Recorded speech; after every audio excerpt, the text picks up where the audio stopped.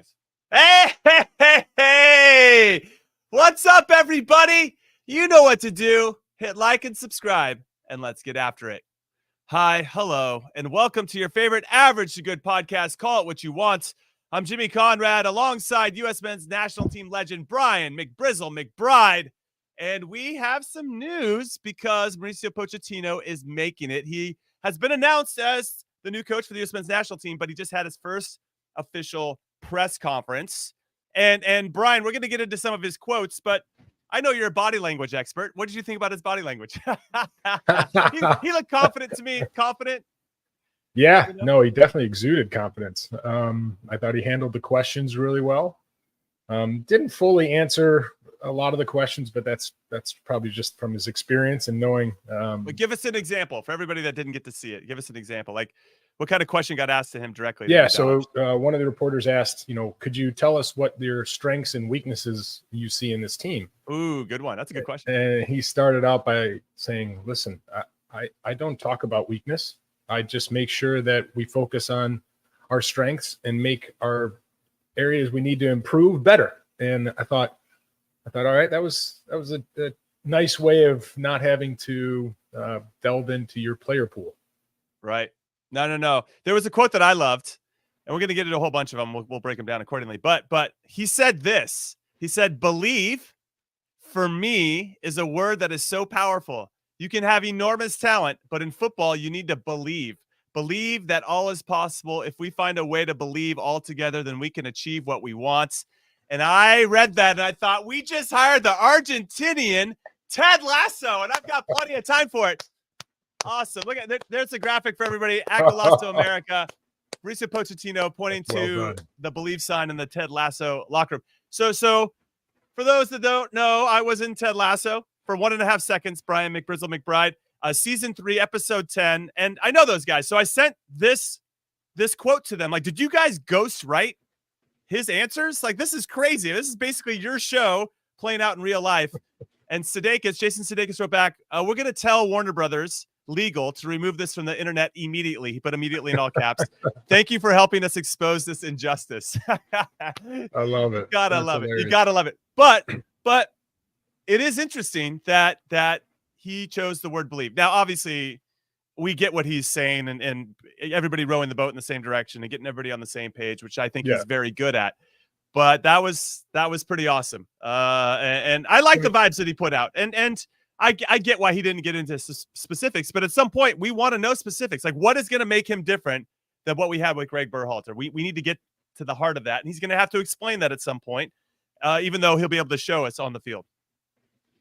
Yeah, no, I completely agree. But he touched on the fact that he has to see the players, and for him to be able to really comment on the group, it has to come from how he reads the room with the players, but also in the communication with them. And I really enjoyed that fact. I thought this is someone that is going to be philosophical in the very beginning. Certainly he said he has his plan, which is of course a necessity, but how he implements that plan, it seems more to do with how he reads the group, which means, and Jimmy, you know this more than I do, the fact that if you are able to communicate with a player directly or as a group, you're gonna have better opportunity to get your point across.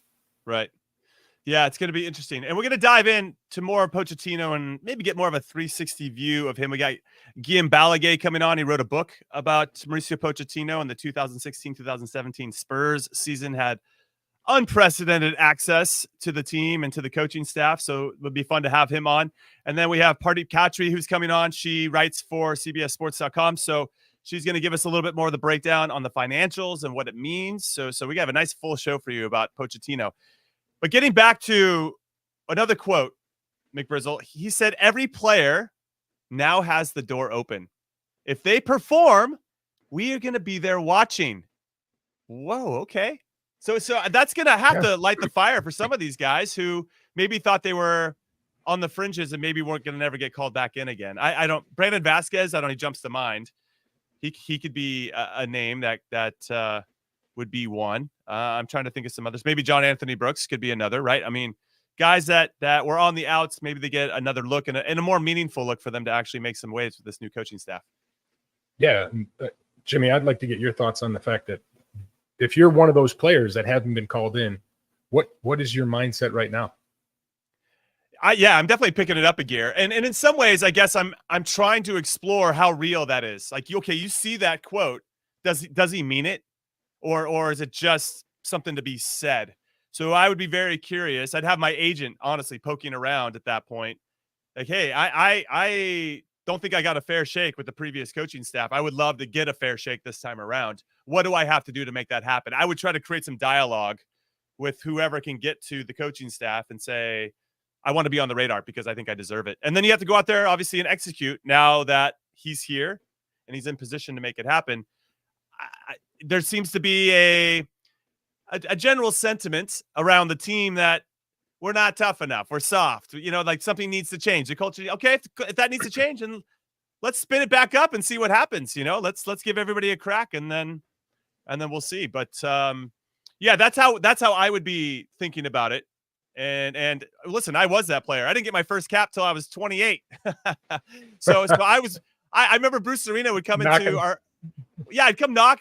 Well, I didn't even know how to knock, right? I was a lowly defender. So like, how am I going to get into this space? And I remember he would come into the locker room before I was with Bruce Arena would come in to Kansas City. He'd been there to watch whoever, and it wasn't me per se, but he would shake everybody's hand that he knew. And if he didn't know you, he'd just walk right past you. And I was like, God, how do I get this guy to pay it just like notice me, And so that became its own challenge, and eventually I did, and I think I won him over, but it took me a while. So you just have to figure out a way to make sure you're seen in a meaningful way, and that they give you a real chance. Sometimes it's not necessarily being called in. It's like, okay, we're at your game, we're watching your club play, right? Show us, just show us. So. Yeah, I don't know. I know that issue wasn't for you. You played for the national team for like 30 years, Big Brian. No, that's not true. But for me, I think also the way to do it is consistency, right? If they're going to start watching you, if you can perform week in and week out, it doesn't matter what level you're at. He's thrown the gauntlet down and said, "Listen, we're going to watch you." Like you touched on in the quote.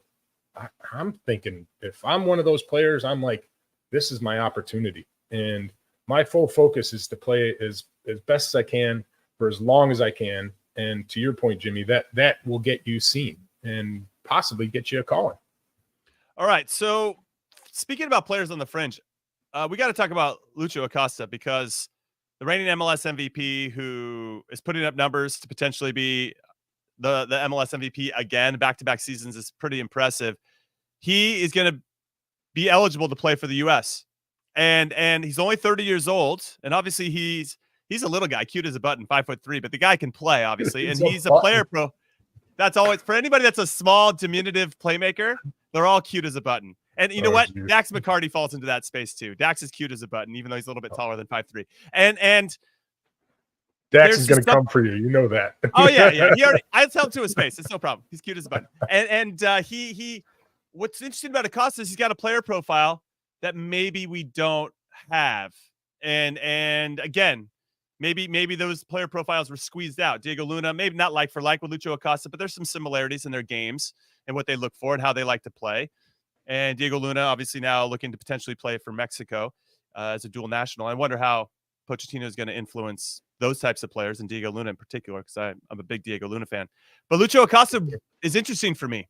And so would you give him a chance, knowing that he's now going to be eligible to play for us, and because of what he can do? He's a special player. For sure. I'd definitely give him a chance. Listen, these are situations that come across rarely, right? A player with experience that, of course, has shown he's more than capable to play at a very high level and can help any team that he's on. So why wouldn't you bring him in? You touch on the fact that he's a different type of player also that we have in the player pool. And, the exciting thing for me is that these are types of players that Mauricio Pochettino has coached and has been able to, bed into a system. The other exciting thing for me is he's also bedded in and really had the main striker, the number 9, if you want to call it, excel. So those are two things that stand out to me that I'm really excited about And just hearing how philosophical he is, it was an impressive press conference. Yeah, I'm excited about it too. I now want to see it in action ultimately. But to just put a button on this Lucho Acosta conversation, he actually had a quote with regard to Mauricio Pochettino. Now, Lucho Acosta is Argentine, but now is going to be eligible to play for the U.S. He said, "The truth is, I'm really excited. I read that Pochettino was interested. The U.S. was interested. I think they confirmed it. The truth is, he's a great coach. He has a great project. He'll be able to bring a lot to the organization. I look forward to the future with him as the coach." Now, obviously, that's not really deviating from anything that I think he would say, but it is interesting that acute as a button diminutive playmaker is available to play for us. And now we have, let me segue that into Gio Reyna. He has a growing issue, and now he's going to be out for a while with Borussia Dortmund. And it's Borussia Dortmund. I think Sebastian Kiel, their sporting director, came out and said that he's extremely sad that he's hurt. Well, we're all extremely sad that he's hurt because he always feels like he's always hurt. So he's the only other, not to say like they're different than each other, Acosta and Gio Reyna, but they're still looking for that final pass, right? They still have vision in a way that maybe a lot of our other players don't. And so with Gio being hurt, maybe that helps Acosta even more. But yeah, I don't know. Any thoughts on Gio Reyna? He's only 21, and as I mentioned, I didn't have my first cap till I was 28.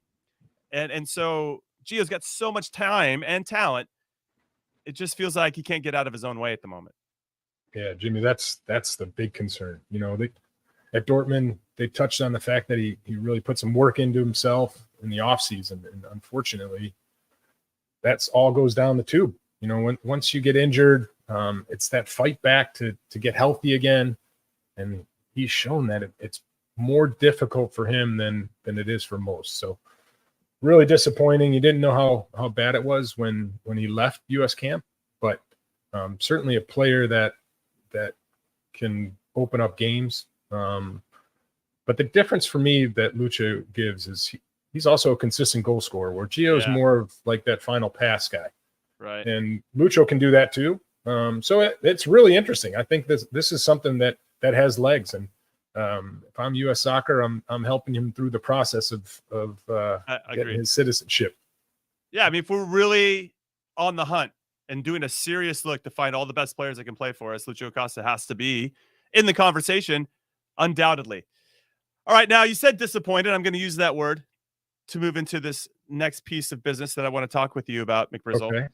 With Christian Pulisic scoring against New Zealand, he knocked you off the top 5 all-time scoring list for the U.S. men's national team. How disappointed are you? I'm not disappointed at all. I'm happy. Okay. That means people are scoring goals and moving on up. It was only a matter of time. Let's be honest. I mean, the fact that there was a few games. Are your kids embarrassed of you now? My kids don't even know how many goals I scored. So do you think that's not something I walk around the house with? Hey. No, it's no problem because you got that whole trophy case behind you right now. But do you think that Christian will end up passing Landon and Clint, who are tied at the top? I mean, I think it's just a matter of time. He's still so young. Yeah, I mean, if he stays healthy, for sure. He's got the talent. He's been scoring goals for a very long time with the national team, and you've seen him only get better. So why wouldn't he break the record? Right. Certainly, he's got the passion. He does. You saw it in the last match of the disappointment. So he has all the quality. He has all the mindset. So yeah, I do think eventually he will pass Clinton Landon. Yeah, especially if he has a chance to dunk on Turks and Caicos or whatever. The question thing for me is, where do you think he lies right now as far as one of the best players or best player? Christian Pulisic? Yeah. That's a good question. I think that he had that signature moment, I would say, scoring a big goal, right? Can you score a big goal for your country when it matters in a World Cup? That should always be, if you're an attacking player for the U.S., that should be the benchmark. And he did that. He did it against Iran. He didn't use his foot or his head or whatever. I think he used his crotch, but hey, whatever. It doesn't matter. It gets in there. And I thought that was a really good step in that direction of, I'm ready to be the guy. He had already been demonstrating that leading up to it, but then he showed it, and we needed that, and he stepped up. But can he do it again? Clinton Landon did it in multiple World Cups. He was very young, obviously, in 2018, but he was a part of that one when we didn't qualify. I don't hold that against him, and he scored the goal against Trinidad, so at least he was the one trying to make something happen down there. But if and when, I think it's going to be a matter of when. He's got 31 goals now for the U.S., and Clinton Landon are tied at 57. He's still so young. He's going to have plenty of time to break that record for sure, and I think that he will. But for him to be, he's in the conversation, but I think he's got a ways to go. Just maybe one World Cup. Honestly, if he does it at home, and all of a sudden he has a big World Cup for us in 26, and whatever happens, but if we have a nice run, get to a quarterfinal, and he's a huge catalyst to that, I think that'll help cement his status as the arguably the best player that we've produced. I don't know. It's tough. It's an interesting one because you and I we lived through our own generation of players, and then also we're also familiar with the guys that were before us and who we looked up to, right? So I'm trying to remove any of those biases because, but he's still. Yeah, I think one more World Cup, especially a home one, if he can really put us on his back and we can get after it, it's going to be hard to deny him at that point. Yeah, it's interesting because your thoughts? Bruce Arena on kicking it. Clint's part of the panel there that's asking the questions, and he didn't have Clint in the top 2. I was like, or maybe not even top 5. I can't remember exactly. I was like, "What, Bruce?" It was funny though. That's Bruce. Yeah, for me, I think it's longevity. And so, I have Clint just over Landon. And then there's Christian that's chipping away. And so there's plenty of really talented players that are underneath Tab Ramos, Claudio Reyna, guys that had that longevity and have just impressive players. So we'll see. I hope he does become that. That just means that we're going to have some good years ahead of us.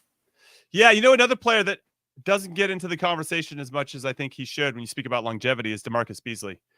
He also adapted his game, right? He went from being kind of an out-and-out winger to drifting back to the left back. And had we qualified in 2018, he would have been one of, a handful of players to ever play in 5 World Cups. And I wish he was just part of the conversation some more because he's so unassuming as a person, right?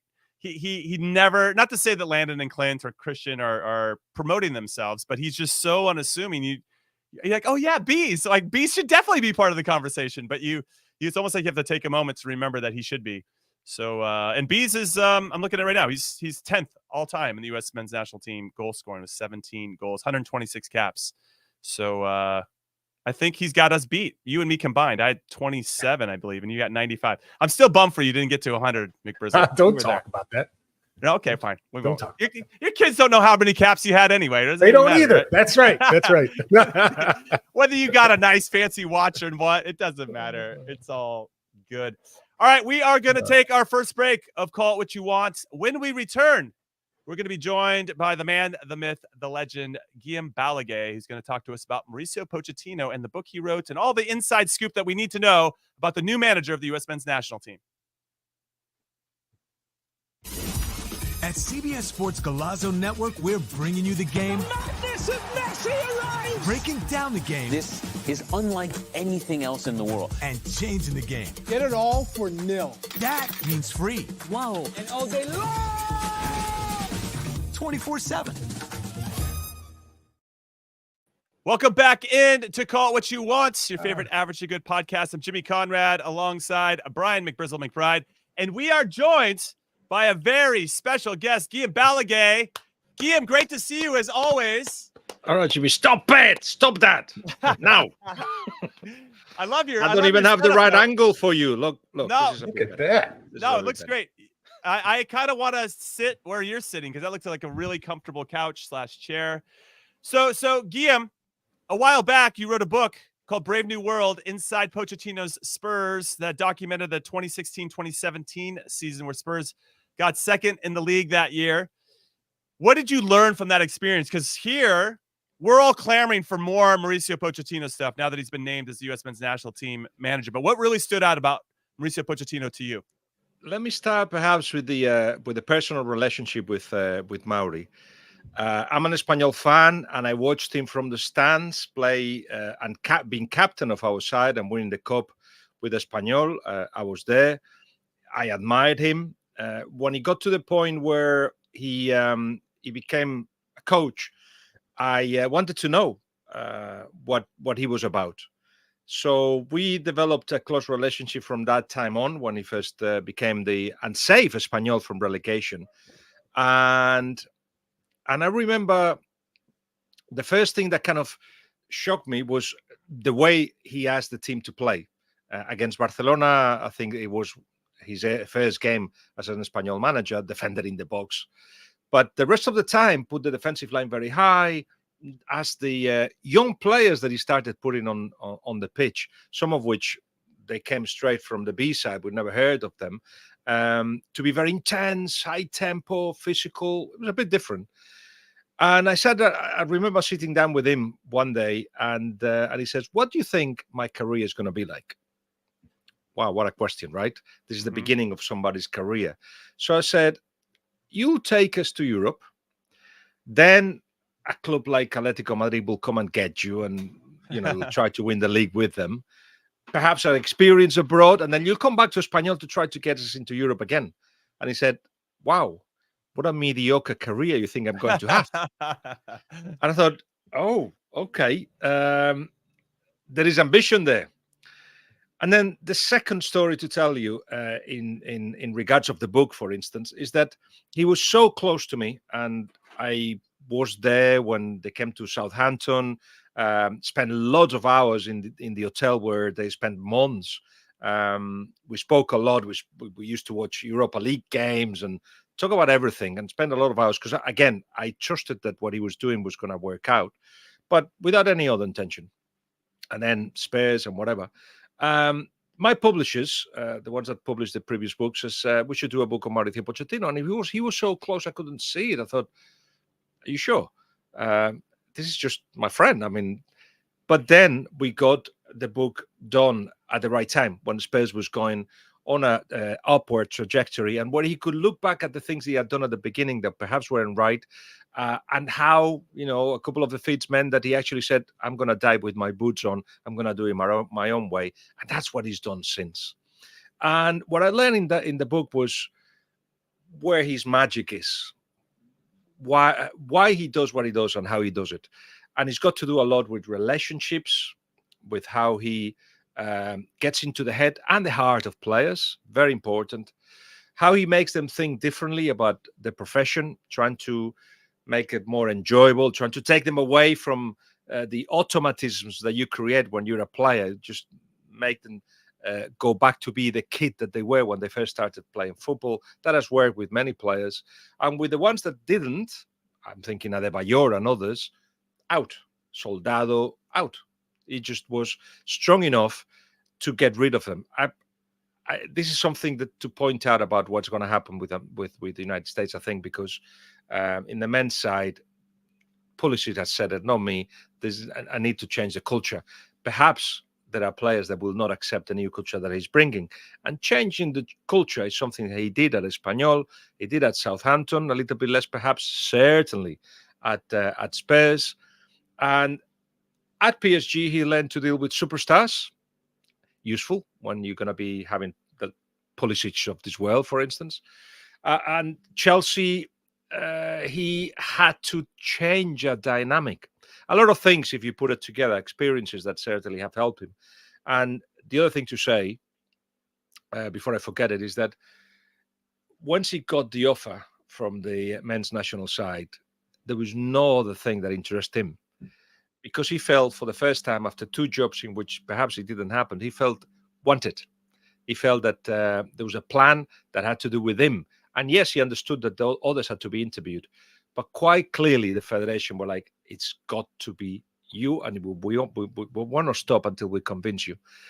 That's the global picture of a signing that for many may sound like a little bit not usual, but certainly it sounds to me, having heard from the people that negotiated it and from Mauricio, that it's just the right moment for him to become a national coach. Yeah, Guillem, he definitely came across as someone that was really passionate about the job, excited about the job. But I want to go back to those times when he was, moving from club to club, and you talked about how he grew as a coach. Can you tell us some of the areas where he felt he needed to grow and how he grew into those to eventually become the coach that he is now? So, for instance, when he was at Southampton, there was a game against Birmingham in which they felt that if they got at Spurs, if they lost, this was like September, October, they would have been sacked. And it was partly because he was too respectful of what was there instead of challenging it. So he realized that unless, as I said earlier, he died with his boots on and did it his own way, then eventually he gets a sack, but at least he can say, I did it my way. So that was a learning lesson. Then you need the right people around you in the club and on the pitch, because otherwise it just doesn't work. That was a tough lesson, for instance, at Espanyol, when Raúl Tamudo, captain of Espanyol, legend of Espanyol, he had teammate of his, didn't want to do the Pochettino thing. So then he had to, push him aside. It's something that he's got very, very clear. Even though, for instance, at PSG, when he got through in the squad, Neymar, Mbappe, and Messi, he knew that he wasn't the most important part of the whole machine. He knew it was them. So he had to vary a little bit this perception that if you don't do what I want you to do, and certainly some of those players don't train in the way that Mauricio would like them to train, then you have to make a decision. And at that point, it was like they win. So again, we can go into a lot of detail how he realized that with the commitment of English players in England at Southampton, for instance, he could push on with his idea that teams can pressure high and do it for 90 minutes, and they will do it for you as long as they believe in you, as long as you communicate your idea very well. That's something that he's very insisting on. Perhaps struggled to the outside world, but inside the changing rooms is something that he wanted everybody to have very clear, and used translators or Jesus Perez, his right-hand man, to let the players know what they wanted. He wanted everybody to think the same way. And then football eventually puts you in the right place. So it tends to avoid the stress of results. As long as performances give him what he wants, he's happy. And I'd say finally, something that perhaps hasn't happened at PSG and Chelsea, it needs to be in a harmonious environment. Something where everybody thinks the same, where it's a journey, where it's an adventure, where it's enjoyable. Because if you just make it a job, you just won't go as far as if you make it something that everybody enjoys. Okay, Guillem, so since you know him so intimately, and I've obviously seen his methodology and his style, do you think it's going to be easily translatable to go from a club scene where you have time, you have every day, to manifest this way of thinking, to get everybody on the same page? Whereas with the national team, you don't have that same amount of time. And you're actually inheriting players that are coming from all different types of systems and styles of play and ideas of how the ball should be moved. And so I wonder, do you think he has enough time? I know he said that he's got more than enough time, and I love that he said that. I'm all in on Mauricio Pochettino, but just to play devil's advocate, do you think he has enough time to make that happen? Because sometimes at the national team level, less is more. And another facet of this is with regard to players. Like, okay, Roberto Soldado didn't work out at Spurs. Cool, you're out. But the national team, you kind of got who you got. You got your player pool. Sure, you could maybe go try to identify some other players that like Southampton, you'll find the players that are going to run through brick walls for you. But I wonder if there's enough time to bring time back into it to really find all those kind of hidden diamonds, I would say, in our player pool, to make sure you find the right balance with your team. The first thing is a half full bottle man. So of course he's going to say, "I've got all the time in the world. Yeah, of course. I'm okay." Of course. But he's going to say it because he believes it as well. He genuinely thinks that there is a great opportunity to maximize the potential of a team that hasn't been maximized, and that links with the second part of the question. I mean, yes, it's true that unless somebody really doesn't buy his methodology, and then yes, whatever you call, you have to go. If everybody's up for it, and he will try to seduce them, he will try to conquer them. If he gets that, then he will push them in the direction that he wants. And if they do that, the amount of players that have improved under him. Now, you'd say, yeah, but still, he hasn't got a lot of time to do that. He's going to have to use time cleverly. He's obviously going to be based in Europe, I would say, because either in Barcelona or in London, because most of the squad play in Europe. So he's going to have to travel a lot. He's going to have conversations with them a lot. He's going to have to do the invisible kind of training where, sending videos, conversations, a lot of things that will put layers to his idea. I don't think anybody has got enough time at national level to make a big impact unless, and this is something that nobody's been able to confirm with me, but unless you are able to influence the whole pyramid of the federation. So, for instance, easy example, Luis de la Fuente in Spain, he was, of course, manager youth level with Spain, and every team more or less plays the same way. So when the players come into the first team, they know what they have to do. Here, it's a different situation. So I've been asking, is part of his job to actually influence processes beyond the first team? At the moment, I haven't heard. I don't know if anything was said in the press conference, or he will be mentioned. But that, I think, is important, because that's when you get the time. That's when you get the ability to, but not in the short term, perhaps. There's a World Cup to be played, obviously. But if he can influence processes, then you'll get more out of him for sure. And if you think of the World Cup, the idea was very clear once it was proposed to him. If he was going to take a national coach job, he had to be with a national side that was a host national side on a World Cup, or a big one, or perhaps not even Argentina, because that's too close. But that was the thinking behind his decision. And when he's thinking of that, I'm not sure at that point he's thinking of how much time he's got. It's a prestigious job, one that lots of managers wanted. And he said yes because he felt the love, and obviously because he feels he can influence matters. We'll see if he has that much time as he says he has. I hope so. Yeah, Guillem, that's the one thing I was, it's great to have him on board. And of course, however long we have him or how short we have him, I think he'll have a positive influence. I love the fact that he was already talking so highly about Emma Hayes and how they used to communicate and how that process worked at Chelsea. And I'm sure we're going to see similar things here with U.S. soccer. Can I add something, Brian, on that? Yeah. I introduced Emma Hayes to Mauricio Pochettino. Wow. Yeah, because Emma is a Spurs fan. She's a Spurs season ticket holder, even though she was a Chelsea manager. Whoa, and she absolutely loved Pochettino. So she got hold of my book and loved what she was reading about it and took stuff out of it. And one day she just direct messaged me on Twitter about Pochettino. It's just like, oh, how sad that he's leaving or something. And then, of course, they meet at Chelsea. And it's like, listen, this is his number. You two have to talk to each other. And how about this? She not only is there, and she deserves all the praise in the world. She's actually been lobbying for him as well. So because there is that trust between each other, and I'm sure.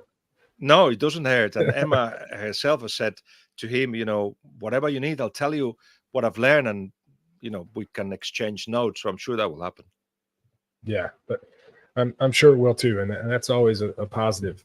The next question I have for you, Guillem, is this whole process, and he talked about it at his press conference today, and he's going to be visiting with all clubs, not just European clubs, but MLS clubs, and he comes across as someone that can communicate with pretty much everybody.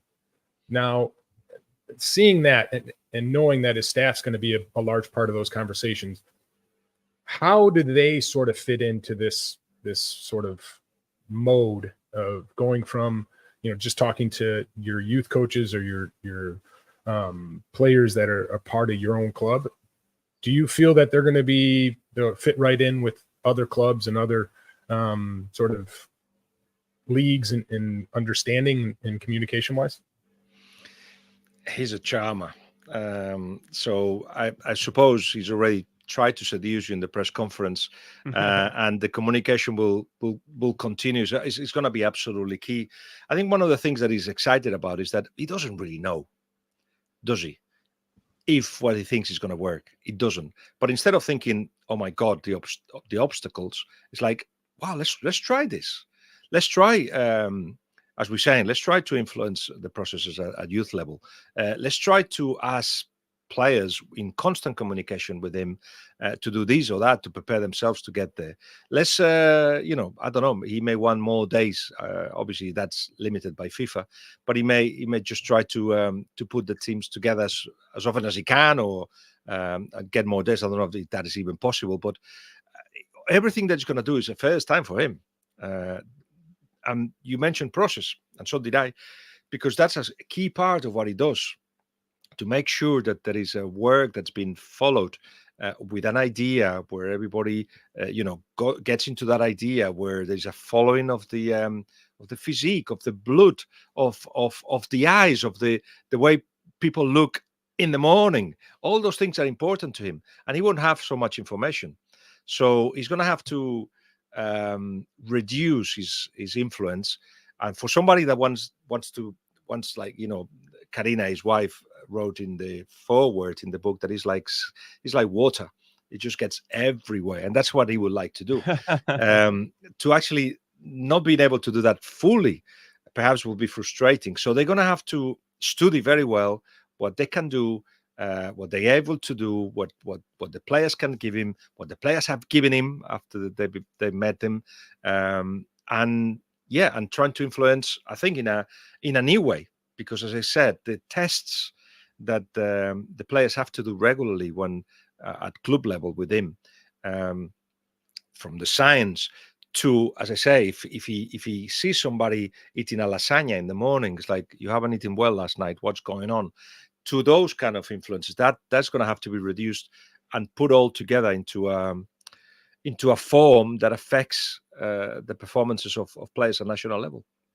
All right, Guillem, one last question for you. We really appreciate your time. It's about his staff, because, as we know, you're the manager, you're out in front, you got to make the hard decisions. That's what you get paid the big bucks. But if you have a good support staff, that could make all the difference, especially in these little things, the details that you're talking about, right? Because he can't have eyes everywhere, despite his wife saying he likes to be water and just be everywhere. So what can you fill us in on, or what to expect from Jesus Perez, Miguel D'Agostino, and Tony Jimenez? And Sebas, his son, as well. Right. So every time I see them, there's a clear leadership from him. It's obvious that if he makes a joke, everybody laughs. There's a bit of that. But at the same time, when it gets to one-on-one, when Jesus has to tell him something, he does tell him something. Mickey helps with whatever he needs help with. Tony focuses on the goalkeepers. Sebas in the more physical side of it. They're just a bunch of guys, friends, that they've just been in a life adventure, in a professional adventure. That's how they see each other. So that group had to be together. But wherever he's been, he's allowed others to influence decision making, others that know the club. So I presume he will listen to the federation for that. Do you think he'll add any potential Americans to his staff, or do you think he just likes who he likes and trusts who he trusts, and doesn't want to open up that to anybody There's else? been times when he's added people that knew the club, others that haven't, but I think in this case he's going to have to. And I know, I cannot tell you the names, but 3 coaches who are based in the US have contacted me to pass the number of Pochettino so they can just say, we're here. Because they all feel that he will gain from that kind of information. And okay, having had Macrock at the federation will obviously be a source of information, but I think in the day-to-day, he will probably benefit from it. And even though, the wage is high and whatever else, it could be somebody that's already in the federation. But I think he would open his mind to outside influence for somebody that can, explain things in a clear way to him of what's going on with the national team, with the nation, because that's something he will try to do as well. Just immerse in the culture and with the players. Well, Guillem, thank you so much for your time. You can catch Guillem on anything that we're doing around the sport with CBS Sports or with Paramount Plus. You're the absolute man. Go buy his book as well. I'm actually going to go get it right now because I want to read more about Guillem's perspective on Mauricio Pochettino. Guillem, you are the man. Thank you so much again. And we'll have you back on very, very soon. Cheers, all right, Brian. we're going to take our next break. Good to see you, buddy. When we come back, we got a little Pardeep Cattry coming on to talk about the mechanics and the details of the business side of this deal with Mauricio Pochettino. Don't go anywhere. A Quiet Place Day 1 is now streaming on Paramount Plus. It's thrilling, terrifying. It will make your heart pound out of your chest. A Quiet Place Day 1, now streaming. Welcome back to Call It What You Want.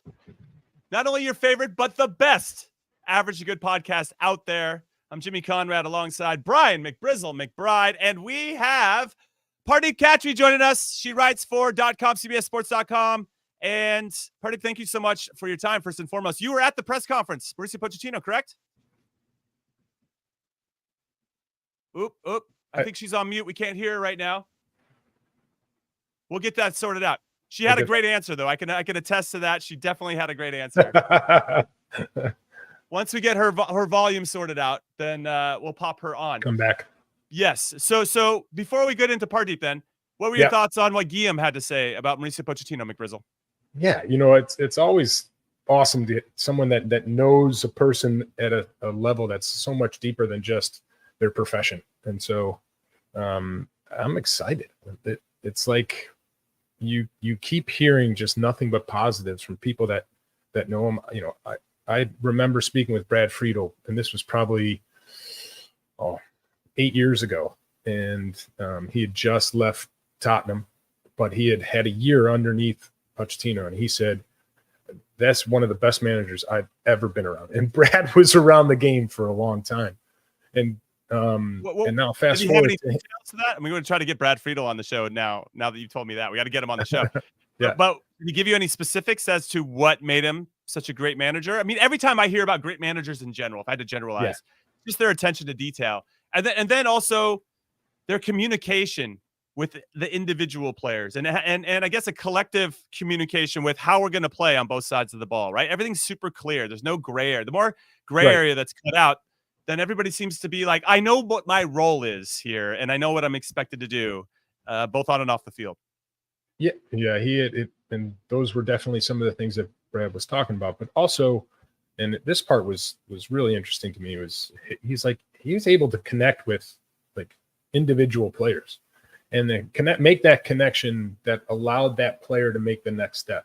And, whether it was buying into what they were trying to do or just the individual growth side of it.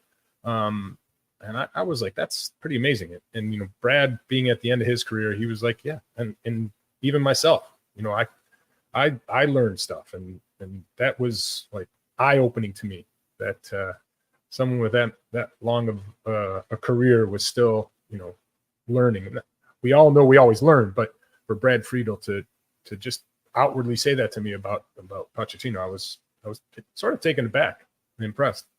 Yeah. Now I'm even more intrigued. We got to get Brad Friedel on for sure. That's our new challenge here at Call It What You Want. Can we get Brad Friedel on the show? We're going to rely heavily on you, McBrizzle, guilt tripping him to come on. We're still working with Pardeep to get her on, and we'll get into the mechanics and details of the business side of Mauricio Pochettino. But I do want to, Jimmy, I want to ask you a question. And what are you most excited about? Here we go. Come on, man. What are you most excited about with this hire? Well, I think first and foremost, and I don't know if this is specific to Mauricio Pochettino, but just for the group overall, I'm excited to have a new voice. The players definitely needed to hear a new voice, and now they have one. And we have arguably the best voice that was available. And that makes me even more excited. My concern, and I guess maybe it seeps into our conversations when we talk about it, is just the lack of time, especially for someone that's cut their teeth only as a club manager. Now, we know that Jesse's done quite well with Canada. I'd like to use him as a reference because he was also only a club manager, even though he helped Bob Bradley back in the day with the national team from time to time. But can you implement your ideas and your styles very quickly?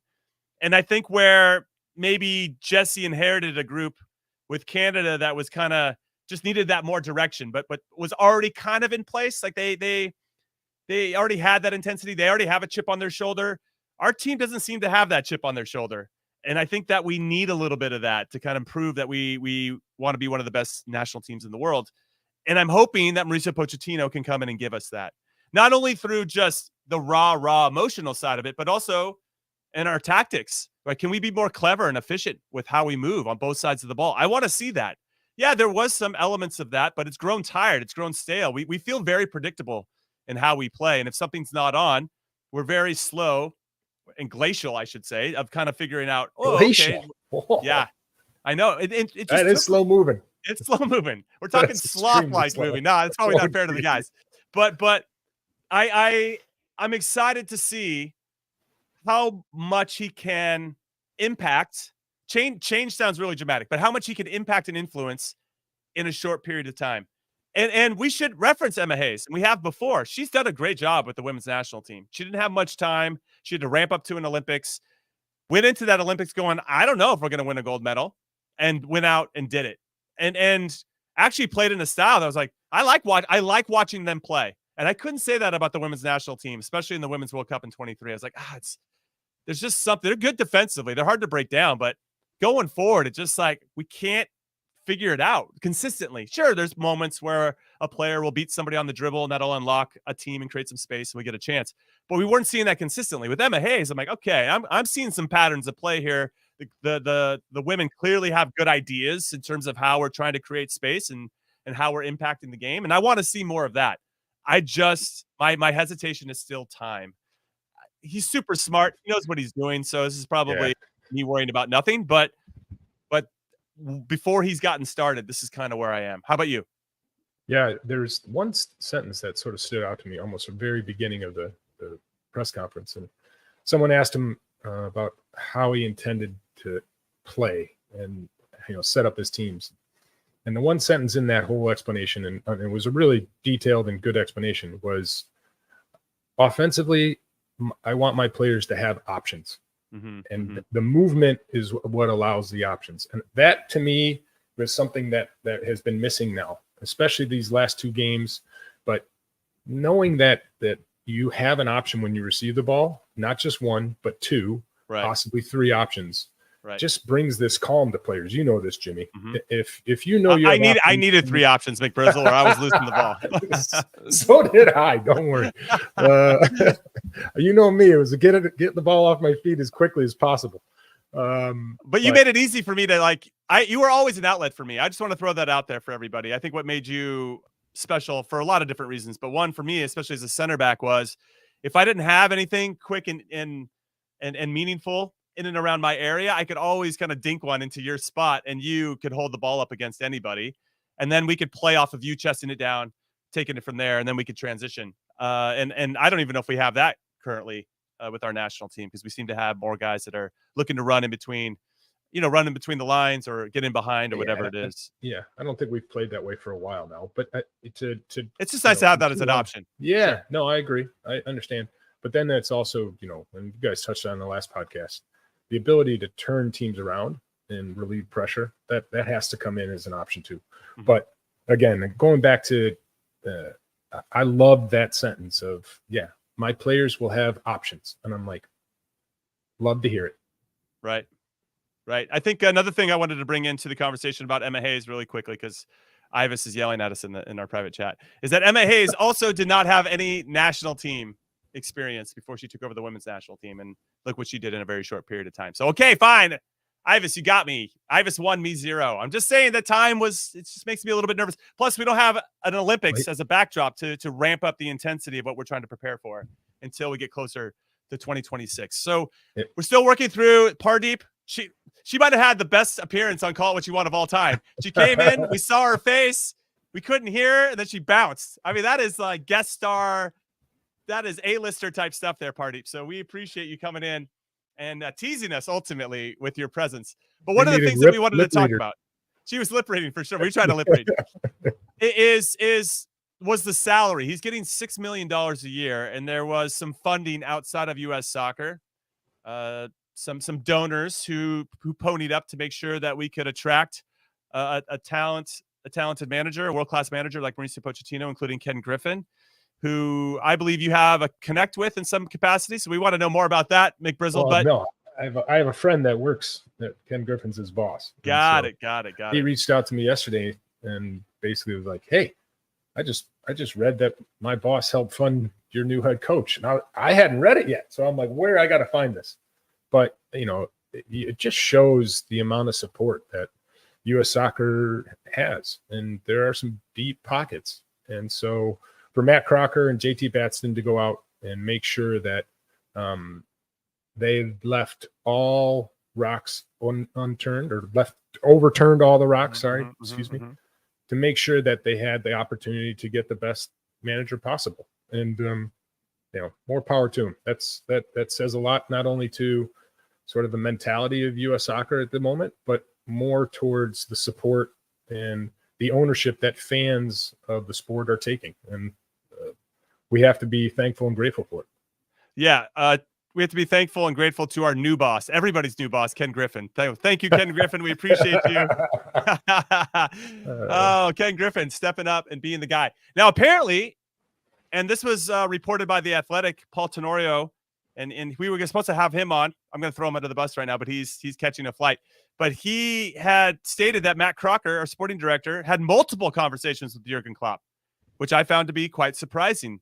And he ultimately, obviously, passed us, said thanks, but no thanks. But I'm glad that we went and kind of explored that in a really meaningful way. So that's one thing.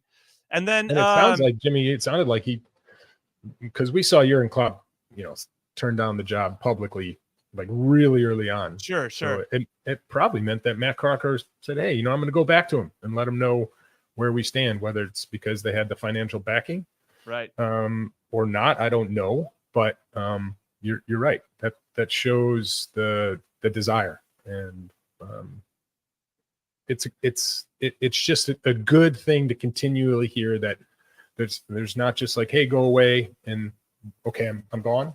You're actually pushing the envelope to try and press to get someone that you're interested in.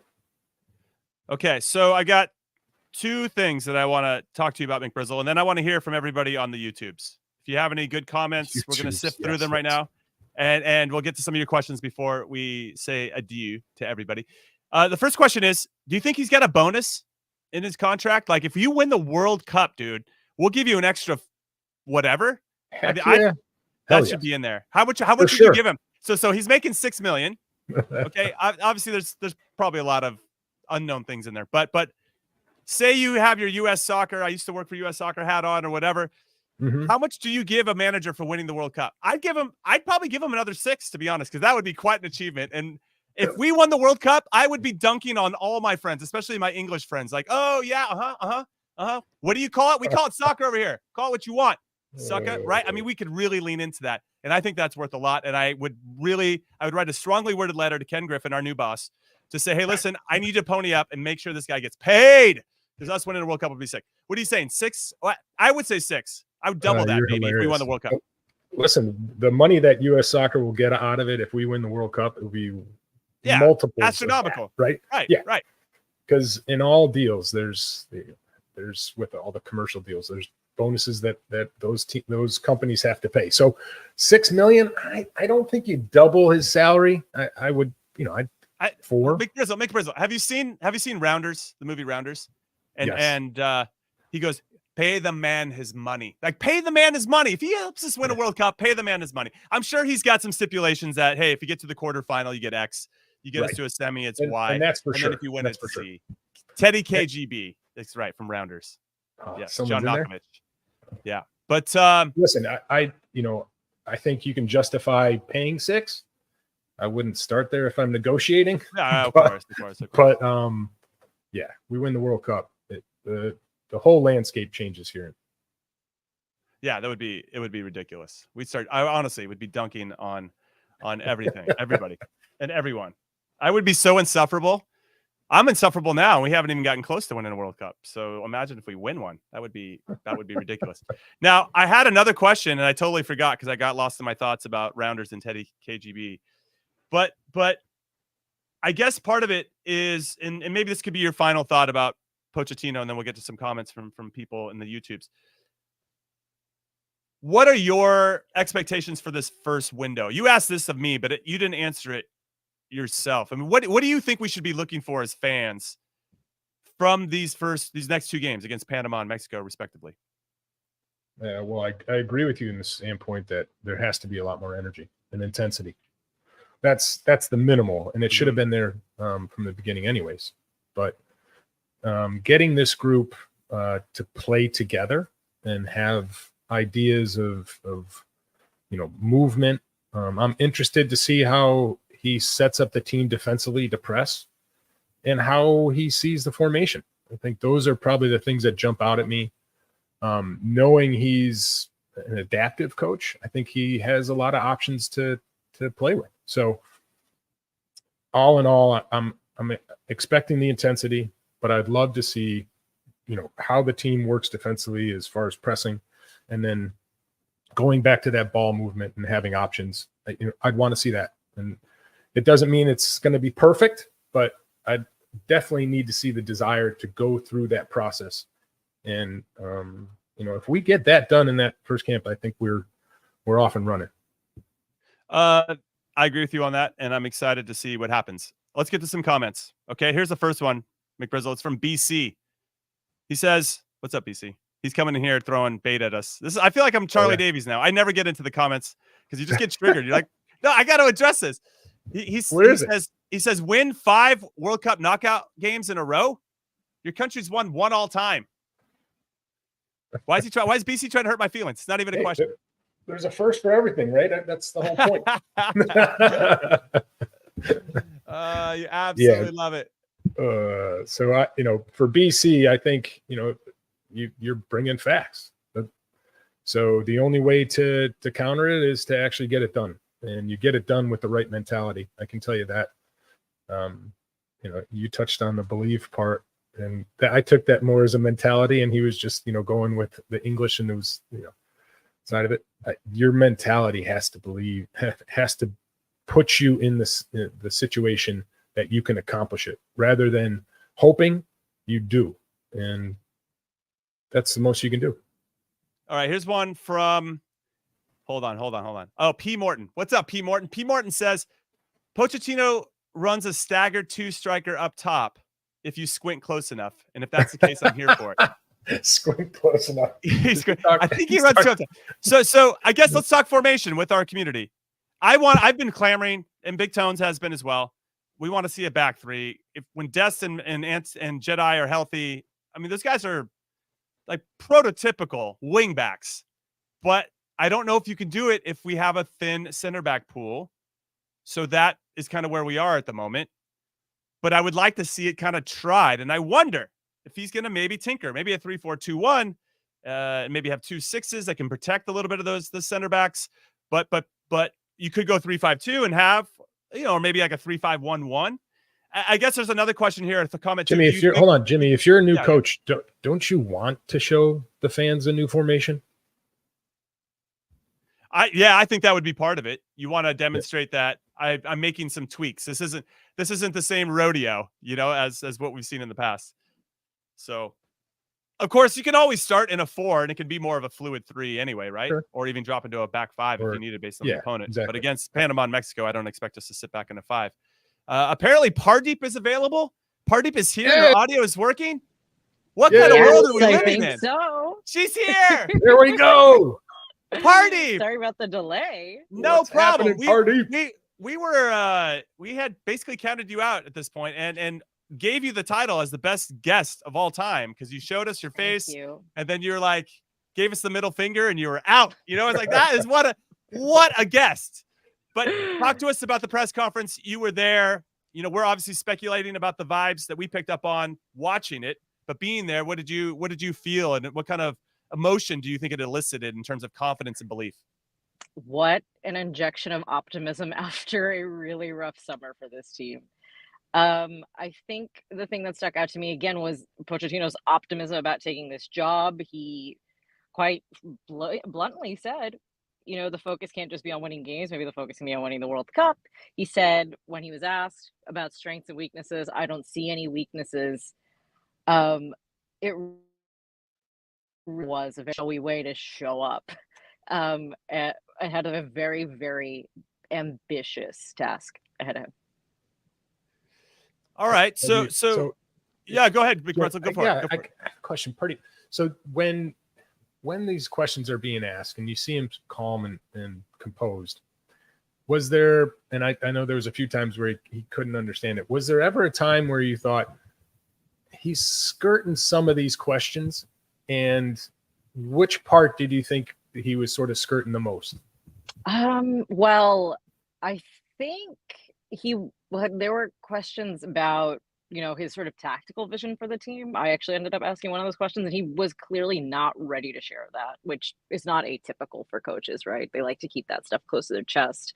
And obviously, I know in the previous segment with Guillem, you were talking about whether or not he wants to hire, you know, somebody with experience in the American soccer landscape to be on his staff, and he did not commit one way or another on that.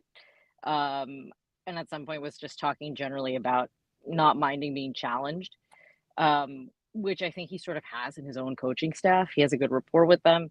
So it was stuff like that. I think we'll have to wait to see the tactical side once, you know, the games actually come. But that was my vibe from that. Yeah. Okay. So Pardeep, again, appreciate your time. If you haven't caught any of her writing at cbssports.com, I don't know what you're doing with your life. She's one of the best we have. So make sure you go make that happen. What are your expectations? Me and Mick Brizzle have been talking about it prior to you coming on. What are your expectations for how we're going to perform in that next window? I guess it's how tempered should it be? How much rope should we give Mauricio Pochettino to be able to mold this team into what he wants to see? And how much time do you think that's going to take him ultimately? He's very optimistic, but for me, conventional wisdom is always to give him a little bit of patience. He is starting from scratch at what he described as a very difficult summer for these players. I have no idea what to expect. I love that. That's like the best answer ever. I love that. I'm gonna be patient. I think actually what might be interesting to see is how he implements his style. I remember when Emma Hayes came on as the U.S. women's coach, she was talking about not trying to throw the players too much. I wonder if it will be slow as a result, especially because he doesn't actually have the Olympics in a couple of weeks. He has like a year plus to work on the World Cup. So I think it might be a little bit, I think we should probably be a little bit patient. All right, Pardeep, we appreciate your time. We got to have you on for longer next time. But again, this is probably my favorite guest appearance ever. So Pardeep Cattry, everybody. Catch her on cbssports.com. And we want to say thank you so much for hanging out with us. We have the best community on the YouTubes. So keep those coming. Also, I have a special note for everybody. This is really important. You have to know this before we let you go. We have a programming update because starting next week, everybody sitting down, fasten your seatbelts if you're in your car. Call What You Want will be coming to you 2 times every week. So join us on the Golasso America YouTube channel on Mondays at 1 p.m. Eastern and Thursdays now at 6 p.m. Eastern. Yes, go make that happen. And if you follow us on any podcast platform of choice, just keep spreading the good news about what we do, because we want to at some point move from average to good to like good to great, but we're still kind of swimming in the waters of average to good. Anyway, that's it. Thank you so much for hanging out with us. We'll see you soon. Buddy. See you, everybody. Thank you. Later.